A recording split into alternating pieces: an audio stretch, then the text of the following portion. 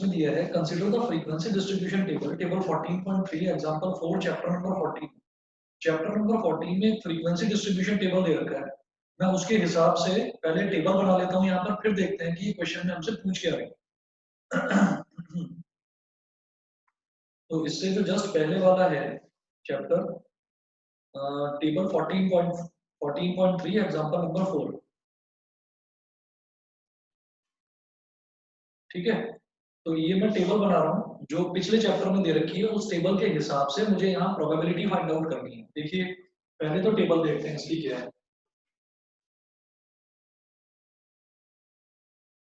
Wait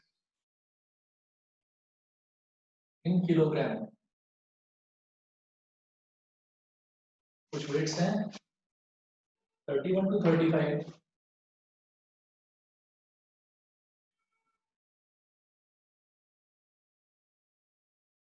31 to 35, 36 to 40, 41 to 45,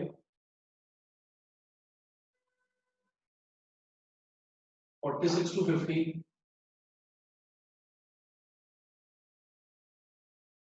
51 to 55,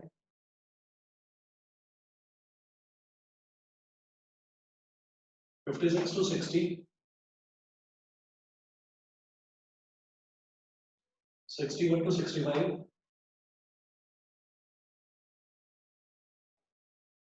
66 to 70,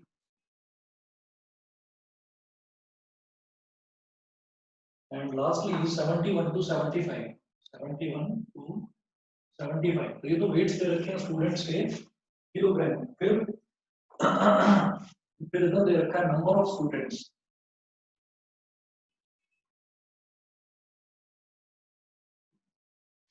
number of students. तो 31 से 35 wait, जिनका 31 से 35 किलोग्राम वेट है, ऐसे कितने स्टूडेंट्स हैं? 9।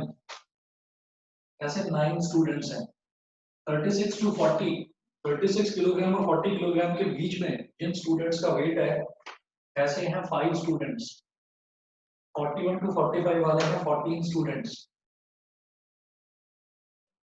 46 टू 50 वाले हैं 3 स्टूडेंट्स।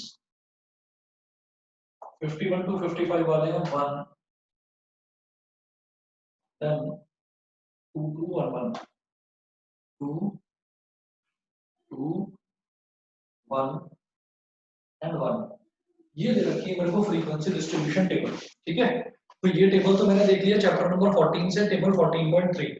अब वापस आप चैप्टर नंबर 15 यानी कि प्रोबेबिलिटी वाले चैप्टर पर आ जाइए, और जो मैं इसका एग्जांपल कर रहा हूँ एग्जांपल नंबर 9, इसमें ये पूछ क्या रहे हैं वो देखते हैं जरा। इन्होंने दे रखा है consider the frequency distribution table as given in this which gives the weights of 38 students of a class, ठीक है। इसमें क्या है कि 38 स्टूडेंट्स का वेट दे रखा है। अब ये 38 है, ये कैसे पता चलेगा? नंबर ऑफ स्टूडेंट्स यहाँ दे रखा है, आप काउंट कर लीजिए। 9 + 5 14, 14 + 40 सर 38 + 3। सर मैं आपको कल भेज दूंगा प्रोबेबिलिटी की। अच्छा ठीक है। 9 + 5 14, 14 + 14 28, 28 + 4 32, 32 और 4 36 और 2 38 हो गया टोटल, ठीक है। उसके बाद देखिएगा इन्होंने बोला find the probability that the wait of a student in the class lies in the interval 46 to 50 kilogram, ठीक है। तो ये प्रोबेबिलिटी पूछ रहे हैं।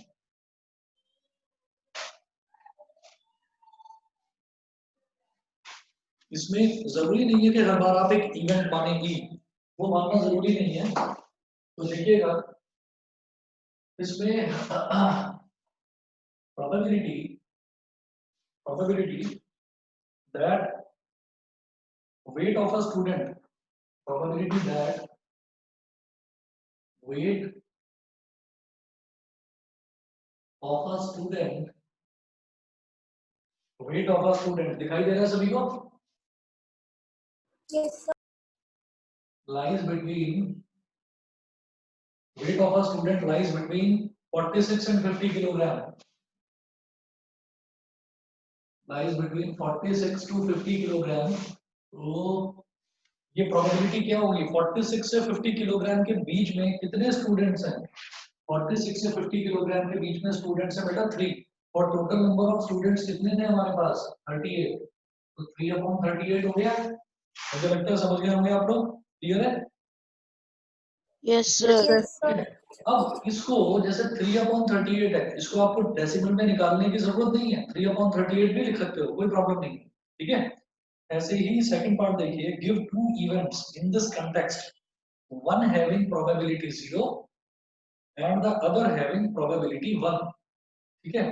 तो मुझे ये बताना है कि मुझे कोई एक ऐसा इवेंट बताना है जिसकी प्रोबेबिलिटी 0 हो, कोई एक ऐसा इवेंट बताना है जिसकी प्रोबेबिलिटी 0 हो, ठीक है? और कोई एक ऐसा इवेंट बताना है जिसकी प्रोबेबिलिटी 1 हो, ठीक? तो देखिएगा, अब 1 कब होगा? मुझे मालूम है कि प्रोबेबिलिटी जब मैं कैलकुलेट करता हूँ तो डिनोमिनेटर में टोटल नंबर ऑफ आउटकम्स आता है, डिनोमिनेटर में टोटल नंबर ऑफ आउटकम्स आता है। यहाँ पर आउटकम्स क्या है? यहाँ पर आउटकम्स है बेटा नंबर ऑफ स्टूडेंट्स, ठीक है? तो डिनोमिनेटर में हमेशा टोटल नंबर ऑफ स्टूडेंट्स आएगा। जैसे मैंने कहा कि 46 से 50 किलोग्राम के बीच में लाई करने वाले स्टूडेंट्स की प्रोबेबिलिटी बताइए। तो 46 से 50 किलोग्राम के बीच में लाई करने वाले स्टूडेंट्स कितने हैं? 3 स्टूडेंट्स हैं ऐसे। और टोटल नंबर ऑफ स्टूडेंट्स कितने हैं हमारे पास? 38। तो 3/38 हो गया। पहली चीज तो ये हो गई। अब एक ऐसी प्रोबेबिलिटी बतानी है जो 0 हो, तो मैं लिखूंगा probability that weight of a student, probability that weight of a student is more than 75 kilogram. मुझे ये बताइए, इस टेबल को देखकर क्या आप बता सकते हो कि 75 किलोग्राम से ज्यादा वेट कितने स्टूडेंट्स का है? सर इस 0। टेबल को देखकर ये बताइए कि 75 किलोग्राम से ज्यादा वेट कितने स्टूडेंट्स का है? सर 0। 0। एक भी स्टूडेंट ऐसा नहीं है जिसका वजन 75 किलोग्राम से ज्यादा हो, ठीक है? यहाँ पर मेरी आखिरी लिमिट है 71 से 75, तो 75 से ज्यादा एक भी स्टूडेंट नहीं है जिसका 75 किलोग्राम से ज्यादा वेट हो। तो ये है wait of a student is more than 75 kilogram. तो ऐसे कितने स्टूडेंट्स हैं? एक भी नहीं, 0। 0 upon total number of students कितने हैं वो तो फिक्स रहेगा 38। तो 0/38 इज इक्वल टू 0। तो इन्होंने ये पूछा था कि आप एक इवेंट बताइए जिस इवेंट की प्रोबेबिलिटी 0 हो। तो इवेंट क्या हो गया कि student with a weight more than 75 kilogram. अभी मैं आंसर में स्टेटमेंट कैसा लिखना है इसका वो आपको समझाता हूँ। लेकिन दूसरा इन्होंने क्या पूछा है इसी में सेकंड पार्ट में, ये तो फर्स्ट पार्ट था, ये तो फर्स्ट पार्ट था और ये सेकंड पार्ट है। तो सेकंड पार्ट में एक चीज और पूछी है इन्होंने, इन्होंने पूछा है give two events in this context, one having probability 0, इसकी तो प्रोबेबिलिटी 0 आ गई, and the other having probability 1। तो देखिएगा प्रोबेबिलिटी दैट, हाँ जी बेटा बताइए, बताइए कोई कुछ पूछ रहा था अभी? किसी को कोई डाउट है? नहीं? No sir. बताइए क्लियर है इतना जो बता रहा हूँ? Yes sir. प्राजक्ता पार्थ बताइए तीनों। Yes. Shivansh?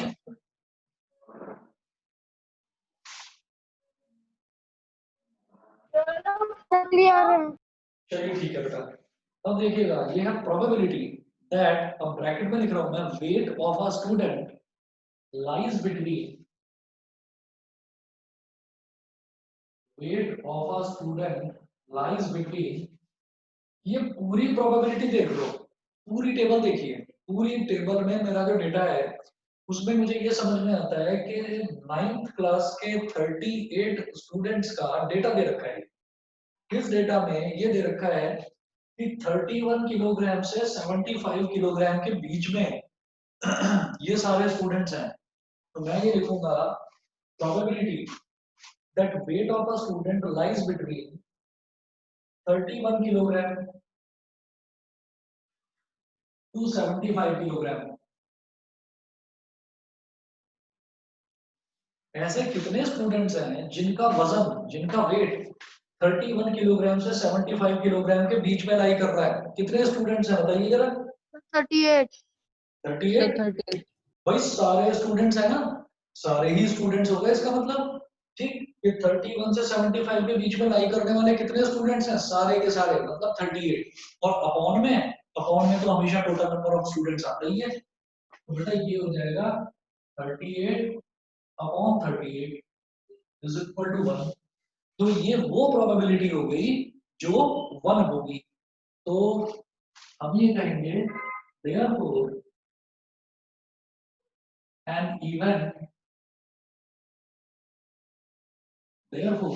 event with probability therefore an event with probability 0 is a student with a weight is a student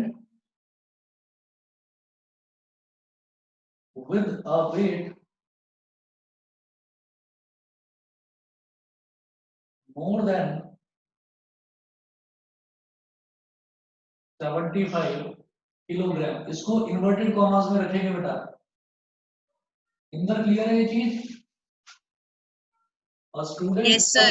more than 75 kilogram. तो इसको इवेंट बनाकर, जब आप इवेंट आपसे पूछा जाता है तो आप एक स्टेटमेंट लिखते हैं और स्टेटमेंट को लिखोगे इन्वर्टेड ब्रैकेट्स के अंदर, ये जो इन्वर्टेड कॉमास हैं इनके अंदर लिखेंगे। ठीक, तो ये तो हो गया प्रोबेबिलिटी 0 वाला। फिर प्रोबेबिलिटी 1 वाला, an event with probability 1, bracket में लिख रहा हूं 1 is a student with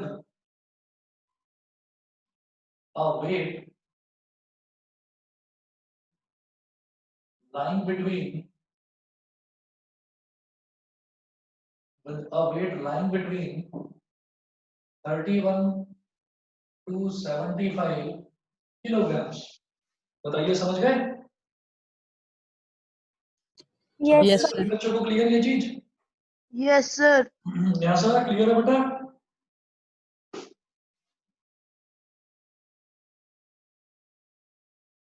Yes, अब sir. नंबर 10 देखिए, नेक्स्ट एग्जांपल नंबर 10।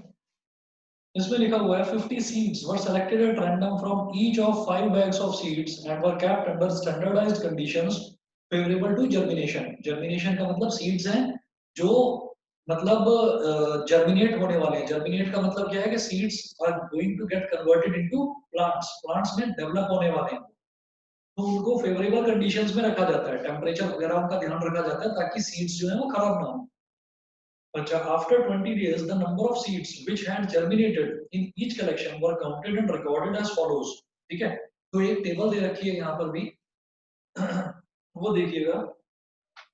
हमारे पास 5 बैग हैं और उन बैग्स के अंदर ना सीड्स रखे हुए हैं। ठीक, तो टेबल देखते हैं जरा, टेबल क्या दे रखी है।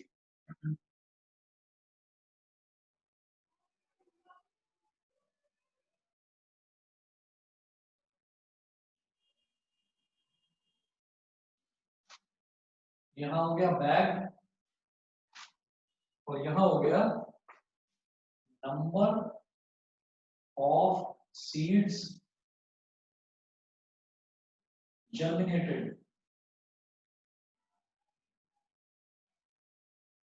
तो बैग 1, अगर फर्स्ट बैग में देखा जाए तो फर्स्ट बैग में बहुत सारे सीड्स रखे हुए थे। तो क्या होता है कि जब सीड्स रखे रहते हैं और सीड्स को फेवरेबल कंडीशंस में रखा गया था, टेम्परेचर, एटमॉस्फेयर, उनका मॉइस्चर वगैरह वो सब कुछ मेंटेन करके रखा गया था। तो उसमें देखा कि जो फर्स्ट बैग है, फर्स्ट बैग में 40 सीड्स वो जर्मिनेट हो गए, जिनको कहते हैं ना कि इनके अंदर से अंकुर अंकुर निकल गए, मतलब जिनको आप बोलते हैं स्प्राउट्स।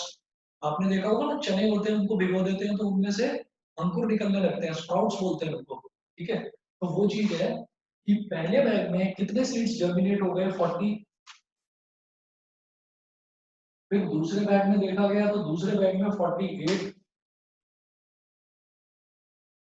फिर तीसरे बैग में देखा गया तो तीसरे बैग में 42, ठीक है। फोर्थ बैग में 39 और फिफ्थ बैग में कितने सीड्स हुए? 41। तो टोटल 41 सीड्स जर्मिनेट हो गए, मतलब इसमें फिफ्थ बैग में। तो ये टोटल नंबर ऑफ सीड्स हो गए। अब ये क्या पूछ रहे हैं, what is the probability of germination of more than 40 seeds in a bag. आप ये बताइए प्रोबेबिलिटी ऑफ जर्मिनेशन की more than 40 seeds in a bag, के एक बैग में 40 से ज्यादा सीड्स जर्मिनेट हो रहे हैं। तो ऐसे कितने बैग्स हैं जिनमें 40 से ज्यादा सीड्स जर्मिनेट हो रहे हैं? ऐसे कितने बैग्स हैं? देखिए 1, 2, 3 एंड 4। तो 4 बैग्स हैं जिसमें 40 से ज्यादा सीड्स जर्मिनेट हो रहे हैं। इसका मतलब क्या है, टोटल नंबर ऑफ बैग्स कितने थे? 5, और 4 बैग्स में 40 से ज्यादा सीड्स जर्मिनेट हो रहे हैं। तो आप समझ गए ना प्रोबेबिलिटी क्या हो जाएगी? Yes, sir. क्या हो जाएगी बताइए? सर 4/50। 4/5 ये हो जाएगा। पर एक प्रॉब्लम है यहाँ पर, उन्होंने बोला कि नंबर ऑफ सीड्स जर्मिनेटेड वो कितना, 40 से ज्यादा। तो जो पहला वाला बैग है उसको उसमें इंक्लूड नहीं करेंगे क्योंकि उसमें एग्जैक्टली 40 सीड्स जर्मिनेट हुए हैं। उन्होंने बोला 40 से ज्यादा। तो 40 से ज्यादा वाले कितने हो गए? 1, 2 एंड 3। तो देयर आर 3 बैग्स। तो यहाँ लिखेंगे probability probability that more than 40 seeds, more than 40 seeds germinated in a bag, more than 40 seeds germinated in a bag। तो 40 से ज्यादा सीड एक बैग में जर्मिनेट हो गए हैं, इसकी प्रोबेबिलिटी है। ऐसे कितने बैग हैं? 1, 2 और 3, और टोटल नंबर ऑफ बैग्स कितने हो गए? 5। बेटा ये हो गया 3/5। इतना ही करके छोड़ दीजिए। उसके बाद नेक्स्ट देखिएगा, नेक्स्ट इन्होंने क्या बोला है, what is the probability of germination of 49 seeds in a bag. ठीक है, क्या इसी बैग में 49 सीड्स जर्मिनेट हो रहे हैं? इन्होंने एग्जैक्टली 49 सीड्स बोला है, ठीक है। तो ऐसा कोई भी बैग नहीं है, तो उसकी प्रोबेबिलिटी हो जाएगी बेटा 0। ये तो फर्स्ट पार्ट था। Then the second part, probability that 49 seeds germinated in a bag, 49 seeds germinated in a bag. तो 49 सीड्स वाला तो कोई इसमें है ही नहीं। तो इसका मतलब क्या हो जाएगा? 0/5, and 0/5 is written as 0। 0 upon anything is 0। ठीक। थर्ड पार्ट देखिए, more than 35 seeds in a bag. ठीक है, तो ये क्या हो जाएगा? Probability sir 1। 1, बिल्कुल सही। More than 35 seeds germinated in a bag। 35 से ज्यादा सीड जर्मिनेट हो जाए तो ऐसे कितने केस हैं? इसमें भी 35 से ज्यादा, ये भी, ये भी, ये भी, ये भी। तो चारों में आप देखिए जो नंबर ऑफ सीड्स जर्मिनेटेड है वो मोर देन 35 है पांचों बैग्स में। तो 5 upon total number of bags वो भी 5 है। तो 5/5 इज इक्वल टू 1। ये समझ में आ रहा है दिव्यांशी? Yes, sir. ठीक है जी। अब मेरे को ये बताइए, जैसे एक्सरसाइज 15.1 है, तो एक्सरसाइज 15.1 में क्या आप लोगों ने कुछ क्वेश्चंस ट्राई करे थे? Yes sir. बताइए। सर क्वेश्चन नंबर 1 में। कहाँ तक बताइए, दोबारा बताइए। सर क्वेश्चन नंबर 1 में डाउट है। 1 में प्रॉब्लम है, फर्स्ट में? Yes sir. अच्छा, अभी बताता हूँ। देखिए क्वेश्चन नंबर 1 में है, एक्सरसाइज 15.1 का क्वेश्चन नंबर 1। मैं इधर से स्टार्ट कर रहा हूँ।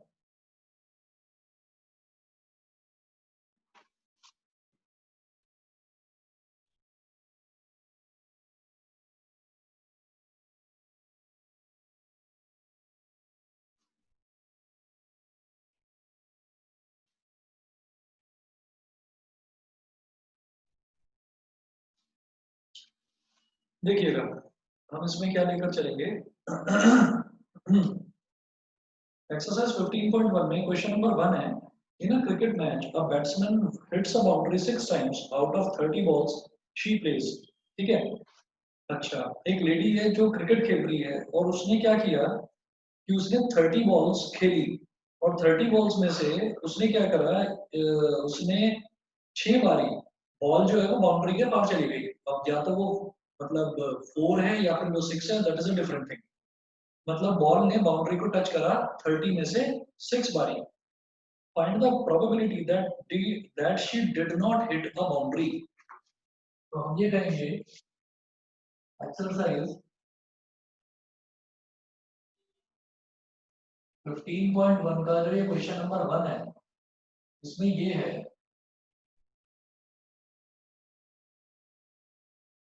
a batswoman hits boundary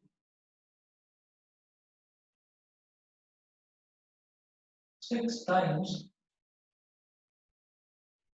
out of 30 balls she played। उसने बाउंड्री कितनी बार मारी? उसने 30 बॉल्स खेली और 30 बॉल्स में से उसने 6 टाइम्स जो है वो बाउंड्री के पार पहुंचा दिया, बॉल को हिट करके बाउंड्री के पार पहुंचा दिया। तो इसका मतलब बाउंड्री उसने कितनी बार बाउंड्री हिट नहीं करी ये बताइए। उसने 30 में से 6 टाइम बाउंड्री हिट करी, तो बाकी के 30 माइनस 6 24 टाइम्स उसने बाउंड्री हिट नहीं करी। बताओ समझे कि नहीं? नंबर ऑफ टाइम्स अक्षर, Yes, sir. ये समझ गए? Yes, sir. Number of times she did not hit a boundary.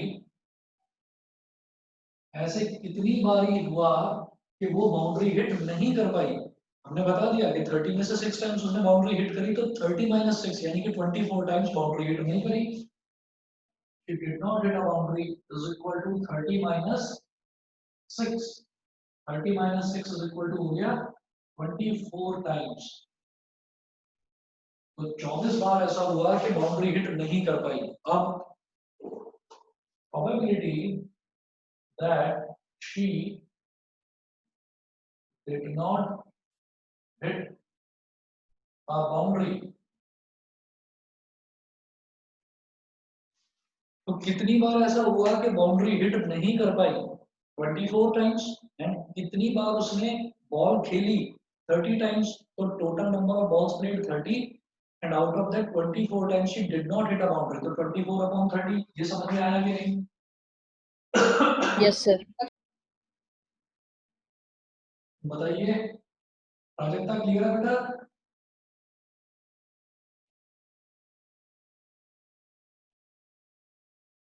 ये हो गया 4 अपॉन 5। समझ गए सभी बच्चे? Yes, sir. सभी को क्लियर है? Yes, sir. बताइए। Aditya, Anmol, Aniket, Yes, sir. Clear है? Yes, sir. ठीक है। ओके। Yes, sir. और शिवांश? यस सर क्लियर है। Okay okay. पार्थ और युग, आप दोनों बताइए। यस सर क्लियर है। Yes, sir. चलिए जी। अब इसके बाद क्वेश्चन नंबर 1 के बाद में क्वेश्चन नंबर आगे के बताइए, आपने करे या नहीं करे? Yes, sir. चलो Sir, ठीक है, मैं एक question काम number. करता हूँ, मैं रिवर्स ऑर्डर में चल रहा हूँ। सबसे पहले मैं क्वेश्चन नंबर 13 करा रहा हूँ, मैं उल्टा चल रहा हूँ। शुरुआत के क्वेश्चंस इजी हैं, आप ट्राई करना, हो जाएंगे आपसे। मैं लास्ट वाले क्वेश्चन से कराता हूँ। क्वेश्चन नंबर 13 है, आप देखिए पेज नंबर 285, क्वेश्चन नंबर 13। मैं ये मिटा रहा हूँ, यहाँ पर करूंगा इसको।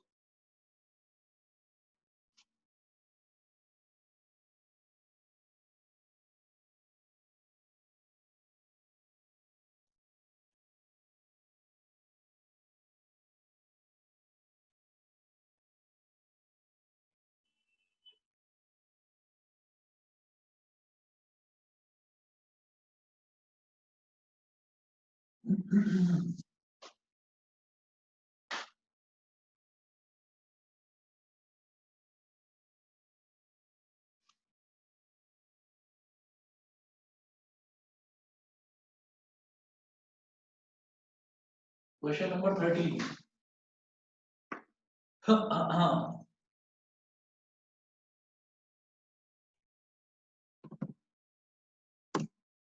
13 में देखिएगा, इन्होंने बोला है in question 1 exercise 14.2 you are asked to prepare a frequency distribution table regarding the blood groups of 30 students of a class. Use this table to determine the probability that a student of this class selected at random has blood group AB. तो question number 1 of exercise 14.2, ठीक है, यानी कि फिर से मुझे पिछले chapter में जाना है और वहां से फ्रीक्वेंसी डिस्ट्रीब्यूशन टेबल की हेल्प लेनी है। तो एक्सरसाइज 14.2 का क्वेश्चन नंबर 1, ठीक है, अभी देखते हैं जरा।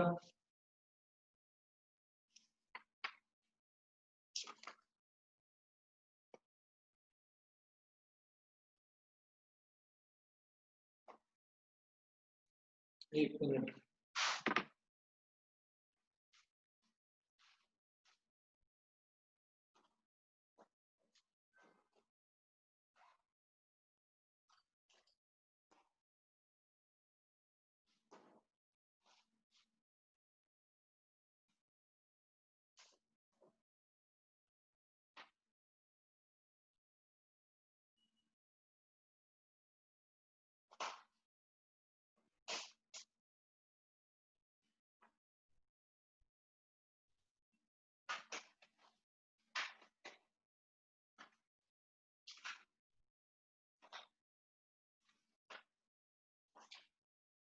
हाँ जी, ये पेज नंबर 245 पर है। The blood groups of 30 students of class 8 are recorded as follows. Represent this data in the form of a frequency distribution table. Which is the most common and which is the rarest blood group among these students? तो ये जो data दे रखा है page number 245 पर है, exercise 14.2 का question number 1। तो इसको मैं देखूंगा, यहाँ पर मैं ना ऐसे लिखूंगा कि ब्लड ग्रुप, जो टेबल बनाऊंगा वो ये होगी बेटा, ब्लड ग्रुप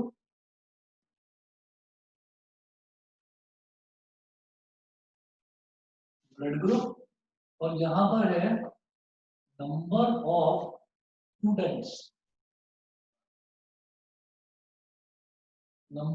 स्टूडेंट्स, ये, ठीक है। अब जरा देखिएगा इसमें क्या करना है मुझे, जैसे ब्लड ग्रुप की बात करी जा रही है तो हम इसमें ना देखेंगे कि हमें कौन कौन से ब्लड ग्रुप मेंशन कर रखे हैं। एक तो मेंशन किया इन्होंने ए, ब्लड ग्रुप ए, दूसरा बी, तीसरा ओ, ए बी ओ और ए बी, ये 4 ब्लड ग्रुप इन्होंने मेंशन कर रखे हैं। अब जरा आप एक काम करिए, काउंट करते चले जाओ। सबसे पहले देखो कि ए यहाँ पर कितनी बार लिखा हुआ है, हर एक बच्चा देखे फटाफट। अगर आप लोग देख पा रहे हैं पेज नंबर 245 पर एक्सरसाइज 14.2 का क्वेश्चन नंबर 1, तो ए वाले कितने हैं?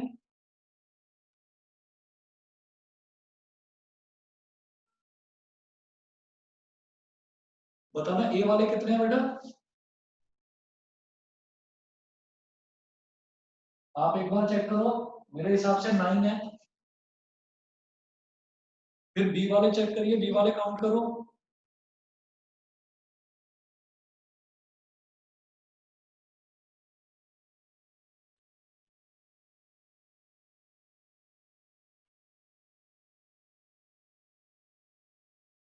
बताइए बेटा बी वाले कितने हैं? सर 9। बी वाले पूछ रहा हूँ, बी वाले 6 हैं। हो सकता है ए बी लिखा हुआ है, आपने उसको भी काउंट कर लिया हो। ए बी वाला अलग है, ए बी एक अलग ब्लड ग्रुप होता है। जहां पर सिर्फ बी लिखा हुआ है उसको काउंट करिए, 6 हैं। उसके बाद काउंट करिए ओ वाले कितने हैं, ओ काउंट करिए।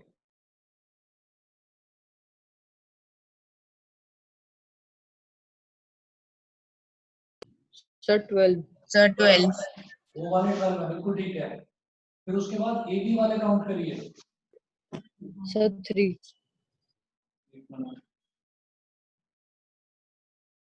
ए बी वाले 3 हैं, बिल्कुल सही। तो टोटल 30 स्टूडेंट्स हो गए। ठीक, अब ये मैंने फ्रीक्वेंसी डिस्ट्रीब्यूशन टेबल बना ली। अब आप वापस प्रोबेबिलिटी वाले चैप्टर पर पेज नंबर 285 पर आ जाइए बेटा। अब पेज नंबर 285 पर जो है क्वेश्चन नंबर 13, इन्होंने बोला है use this table to determine the probability that a student of this class selected at random as blood group AB. So probability that a student has blood group AB. तो AB वाले कितने हैं बेटा 3 और total number of students कितने हैं 30 3 1 जा and 3 10 जा तो 1/10 कितना हो गया 0.1 बता दीजिए क्लियर है ये अक्षत अनमोल Nysa Yes, sir. Yes, sir. बताइए अक्षत क्लियर है ना चलिए ओके अब इसके बाद में मैं देखता हूँ क्वेश्चन नंबर 13 के बाद फिर हम रिवर्स ऑर्डर में चल रहे हैं क्वेश्चन नंबर 12 तो अब है in question 5 of exercise 14.2 you are asked to prepare a frequency distribution table regarding the concentration of sulfur dioxide in the air in parts per million of a certain city for 30 days using this table find the probability of the concentration of sulfur dioxide in the interval 0.12 to 0.16 on any of these days ठीक है तो फटाफट से आप पहुंच जाइए exercise 14.2 का question number 5 फिर से आ जाओ पेज नंबर 245 पर अच्छा ये बिल्कुल नीचे दे रखा है A study was conducted to find out the concentration of sulfur dioxide in the air in parts per million of a certain city. The data obtained for 30 days is as follows. ठीक है तो इसके first part में देखिए लिखा है make a grouped frequency distribution table for this data with class intervals as 0.00 to 0.04 0.04 to 0.08 and so on मतलब मुझे इंटरवल ये रखना है जैसे मान लीजिए हम ये कहते हैं कि जैसे अभी मैंने वेट वाला क्वेश्चन करा था ना कि 31 से 35 के बीच कितने स्टूडेंट्स का वेट है 36 से 40 के बीच कितने स्टूडेंट्स का वेट है तो वो जो हम इंटरवल्स लेते हैं तो वो इंटरवल्स इन्होंने दे रखे हैं वो हमें 0.04 का गैप लेना है उसमें ठीक है 0.04 का गैप के सबसे पहले होगा 0 से 0.04 फिर 0.04 से 0.08 तो ये वाली रेंज लेकर चलनी है ठीक है तो आप देखिए मैं टेबल किस तरह से बनाता हूँ मुझे लगता है समझ में आ जाएगा आप लोगों को नहीं आया तो प्लीज मेरे से दोबारा पूछ लेना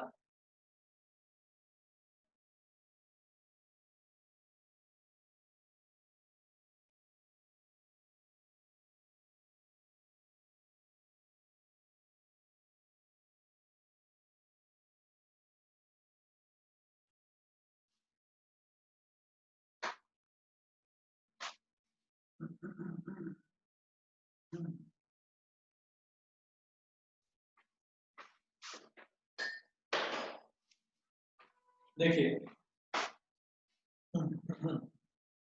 0.00 से 0.04 क्वेश्चन नंबर 12 है ये इस एक्सरसाइज का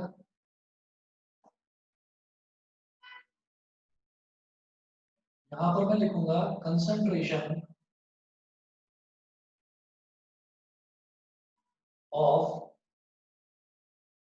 सल्फर डाइऑक्साइड और ब्रैकेट में लिख रहे हैं इन पार्ट्स पर मिलियन पार्ट्स पर मिलियन का मतलब क्या होता है कि सल्फर डाइऑक्साइड ऐसी होती है जैसे मान लीजिए आपने अगर आप लोगों को ध्यान हो कि जैसे जो सर्दियों के टाइम पर जो विंटर्स में जब कभी डीजल की कोई कार कोई जीप या कोई बस या ट्रक स्टार्ट होता है तो उसमें से अचानक से ना बहुत ज्यादा काला धुआं निकलता है और जब वो काला धुआं निकलता है तो वो अगर किसी दीवार पर या किसी जमीन पर कहीं पर फर्श पर अगर वो गिर जाता है तो वहां पर आपने देखा होगा ब्लैक कलर के छोटे छोटे डॉट्स पड़ जाते हैं निशान पड़ जाते हैं तो वो क्या होते हैं वो छोटे छोटे पार्टिकल्स होते हैं इसके जो एकदम से गैस जो एग्जॉस्ट हुई है ना जो पीछे साइलेंसर में से जो गैस एग्जॉस्ट हुई है उनके छोटे छोटे डॉट्स तो इसका मतलब जैसे हम सल्फर डाइऑक्साइड की बात करते हैं तो सल्फर डाइऑक्साइड भी एक हार्मफुल पॉइजनस गैस होती है जो कि एटमॉस्फेयर में होती है जहां पर ज्यादा पॉल्यूशन होता है तो उसमें क्या होता है कि एटमॉस्फेयर में बहुत बारीक बारीक छोटे पार्टिकल्स हो जाते हैं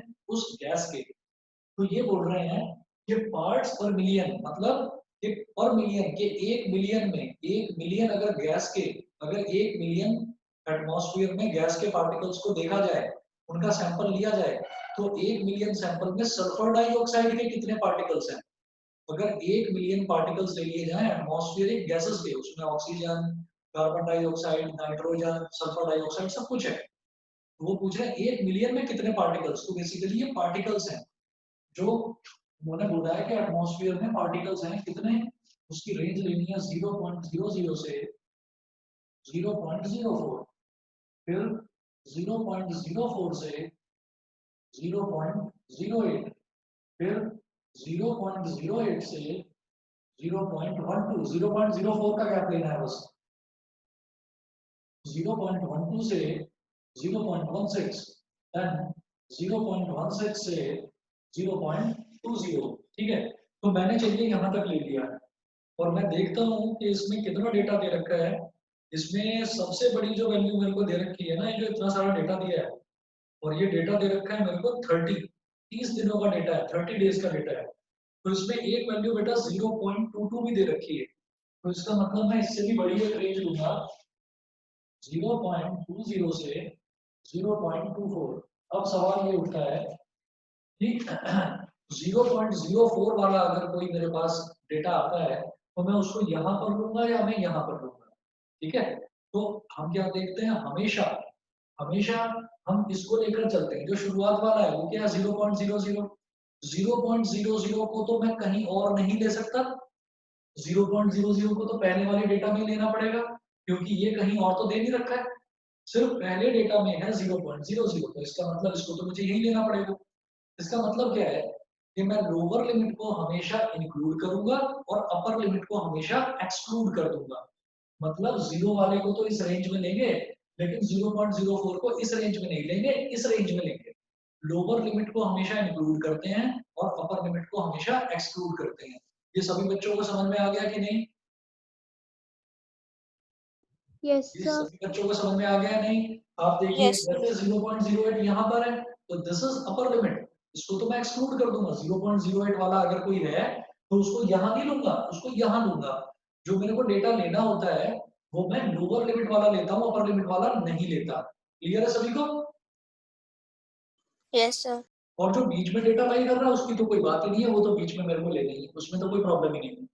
ठीक है, अब जरा देखते जाइए सारा शुरुआत से देखो। सबसे पहले है 0.03। 0.03 यहाँ लाई करेगा, मैं ना यहाँ पर लिख रहा हूँ बेटा टैली मार्क्स, टैली मार्क्स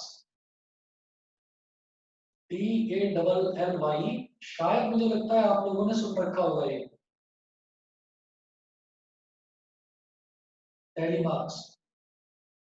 तो टैली मार्क्स क्या होते हैं कि हम जो काउंटिंग करते हैं ना उसको लाइनें लगाते चले जाते हैं, लाइंस, बंडल्स ऑफ लाइंस होती है, और एक बंडल में पूरी 5 लाइन होती है, ऐसे लिखते हैं ऐसे 1 2 3 4 5, फिर अगला 1 2 3 4 5, तो 5-5 का बंडल होता है।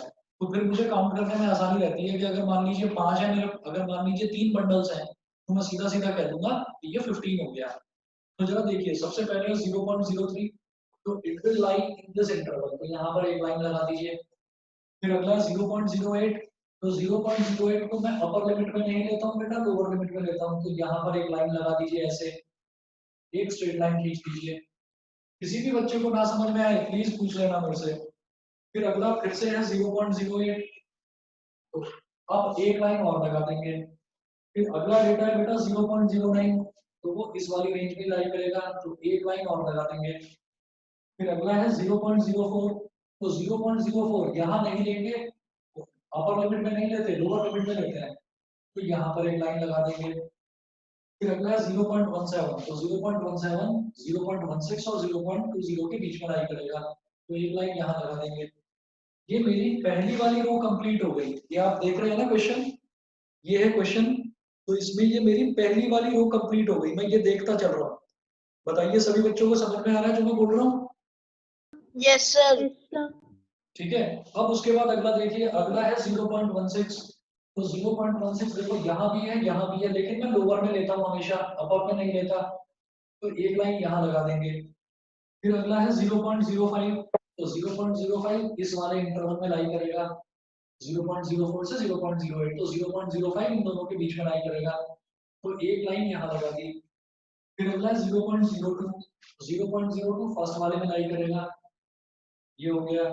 फिर अगला है 0.06, 0.06 इन दोनों के बीच में लाई करेगा, एक लाइन और लगा दो। फिर अगला है 0.18, 0.16 और 0.20 इनके बीच में लाई करेगा 0.18, तो एक लाइन यहाँ लगा दी मैंने। फिर अगला है 0.20, 0.20 को मैं यहाँ नहीं लूंगा, मैं इसको लोअर लिमिट में लूंगा, तो एक लाइन मैंने यहाँ लगा दी।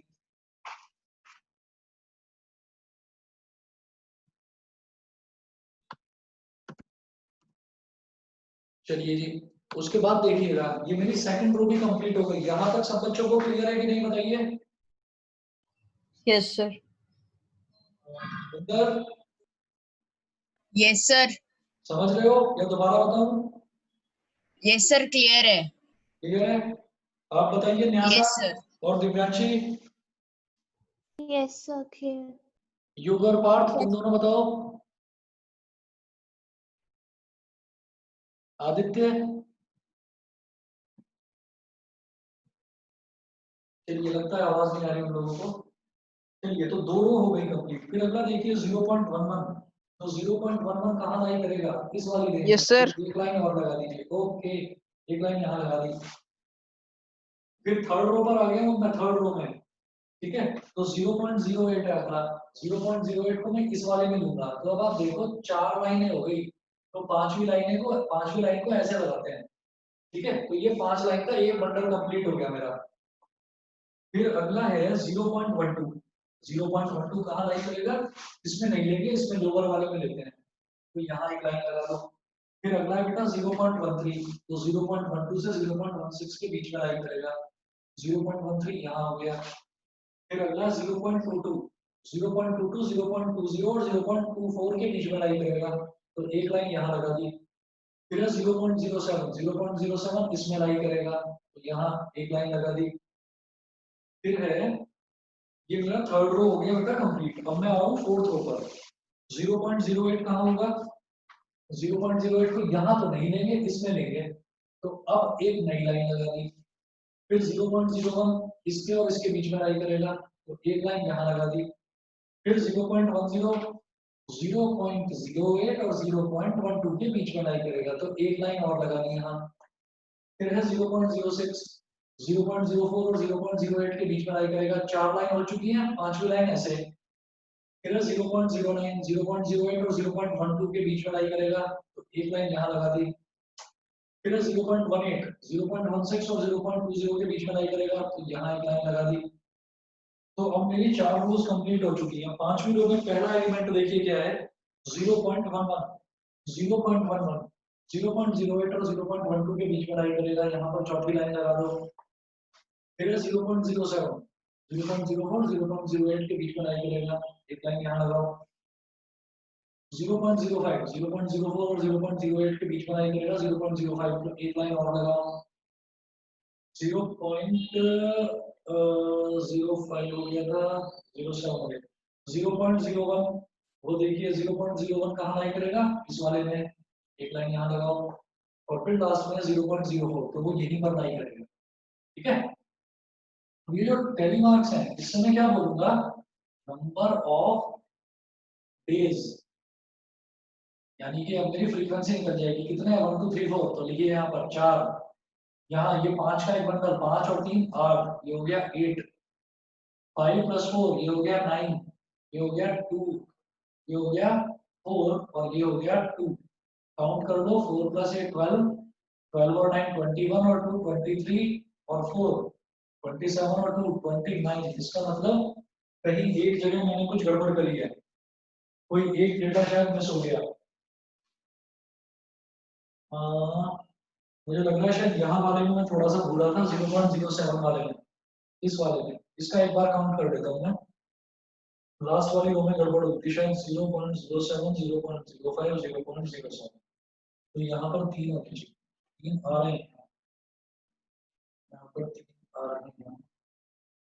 एक बार देखते हैं, आप सबका डेटा यही आ रहा है?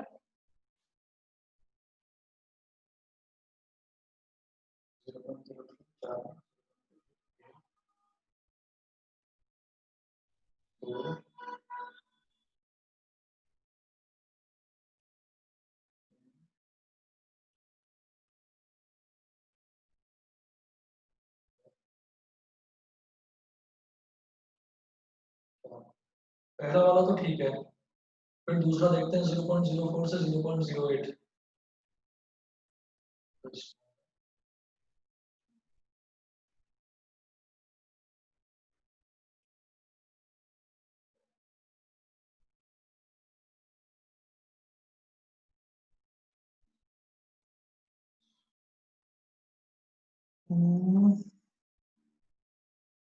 बताइए बेटा, सभी की टेबल यही बनी है या किसी की कुछ चेंज बन रही है? बताओ, मेरा डेटा में कहीं कुछ गलती है तो बता दीजिए।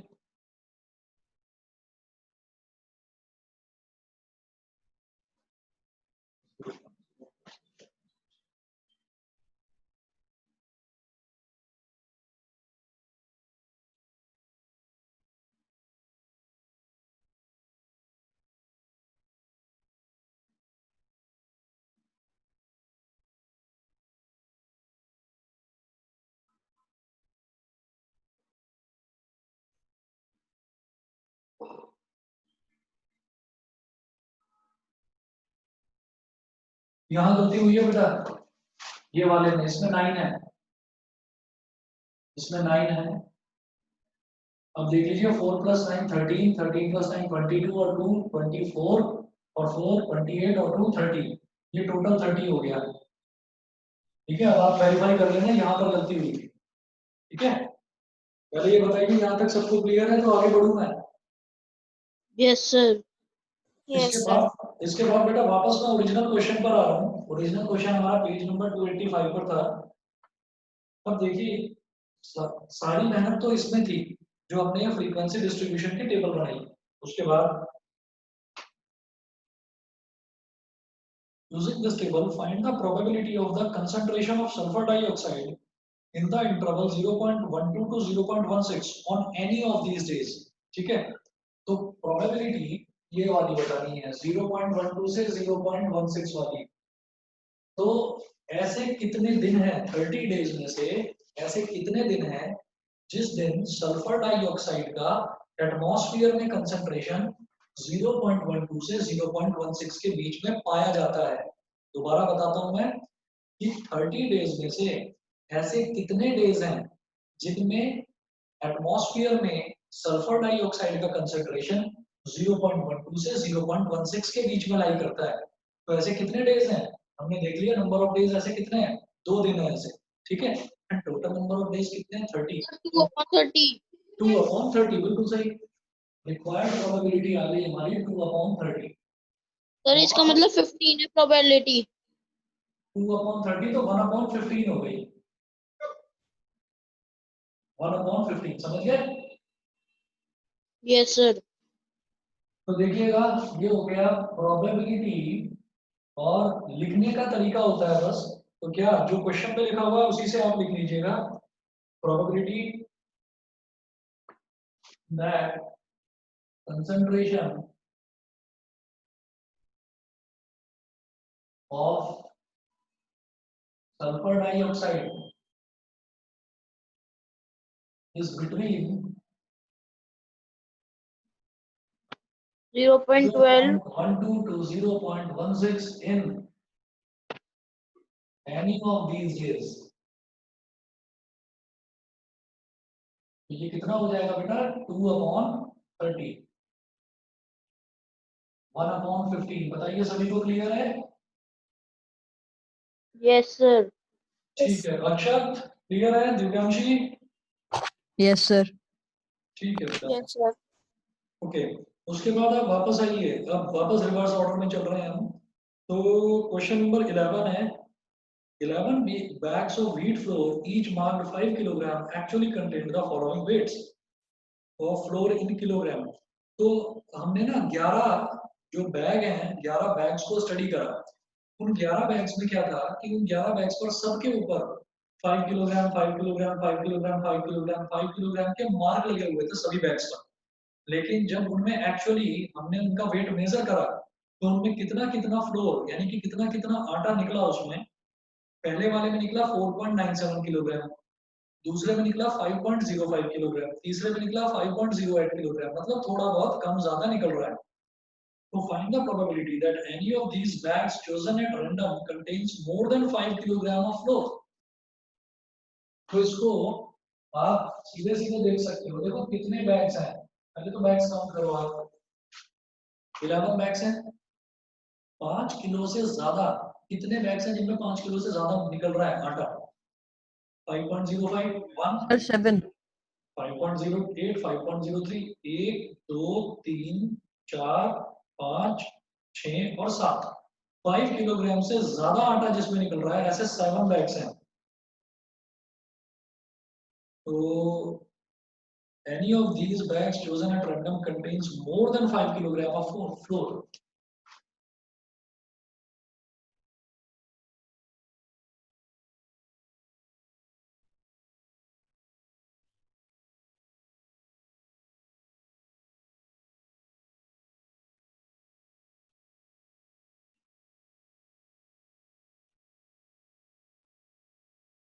Contains more than 5 kilogram flour. तो ये हो गए 7/11, समझ गए? Yes sir. Yes, sir.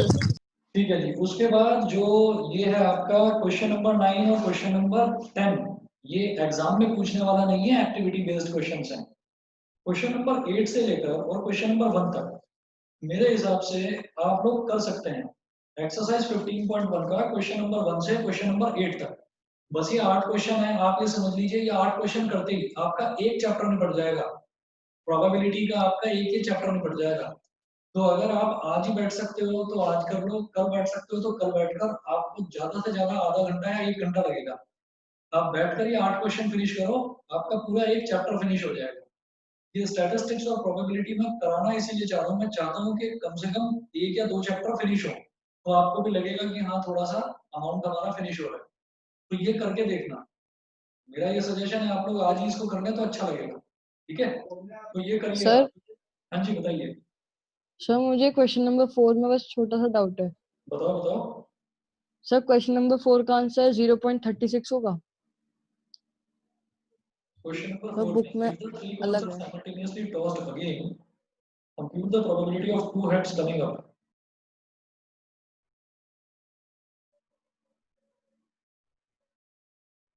Three coins are tossed simultaneously 200 times with the following frequencies.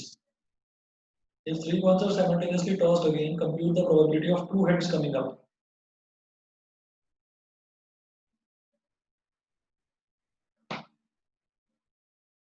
Sir तो फिर ये 72/200 हो जाएगा ना? 72/200 होगा। Yes sir. सर उसके बाद अब डिवाइड करेंगे तो 36/100, फिर 3rd पॉइंट लगा लोगे। दोबारा बोलो, थोड़ी जैसे ना हम बुक आवाज में धीरे अलग आ रही आंसर है दे तुम्हारी। रखे हैं।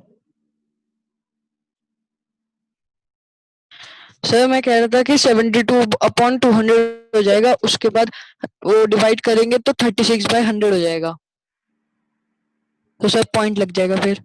हाँ हाँ हाँ, 36/100 तो 0.36 हो जाएगा बिल्कुल। लेकिन सर बुक में अलग आंसर दे रखा है। बुक में क्या है?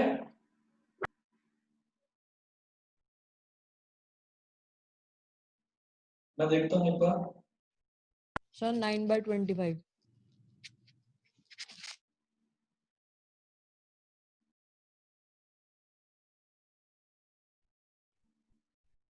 कमाल करते हो तुम। अरे 36/100 क्या होता है? 4 9 जा 36 और 4 25 जा 100, सेम तो है। सर अगर पॉइंट लगाएंगे तो आंसर गलत तो नहीं होगा फिर? अरे गलत कहाँ है, वो 0.36 वो भी ठीक है। और 36/100 को तो 0.36 बोलते हैं, सॉल्व करेंगे तो 9.9/25 ठीक तो है। Okay sir. क्या अक्षर, तुम कमाल कर दिया आज तुमने। चलो करना इसको फिर ना, ये 8 क्वेश्चन करना है इसके। ठीक है बेटा, फिर आज के लिए इतना ही। Thank you sir. ओके।